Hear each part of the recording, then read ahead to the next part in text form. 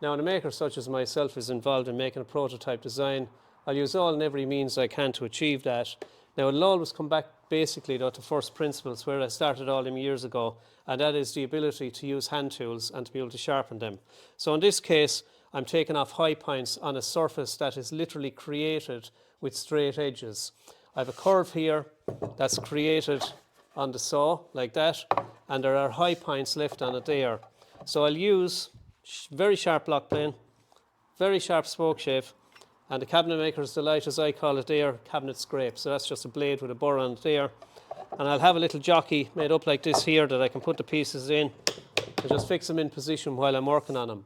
Now, I use a very fundamental principle when I'm doing this. I use daylight to actually be able to illuminate the surface there. So when I check that from back here, I can see any high points and I can remove them by using daylight. So you're using light, touch, sense, feel to get the finish. So this guy, there's a high point at that there, so the cabinet scrape can be used for that. That'll take a shaving off and remove that high point, no problem whatsoever. The last thing I will refer to or recourse to is that there sandpaper. That's the very last port of call, not the first. I have a curved part on my little blade here as well, so I can, instead, if I can't get the curve, I simply turn it sideways and I can take the cabinet scrape there. I get a lovely shaving off of that there.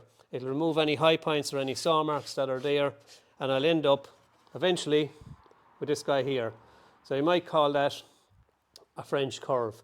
And again, I repeat, I use daylight to watch the light bouncing off the surface, because if I don't remove all the high points, when you go to polish it, you'll actually see them again.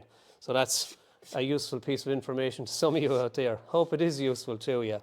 Now, Mahuas vacant. Good on you for looking. Fecin tú go luath. I'll see you soon. Bye for now.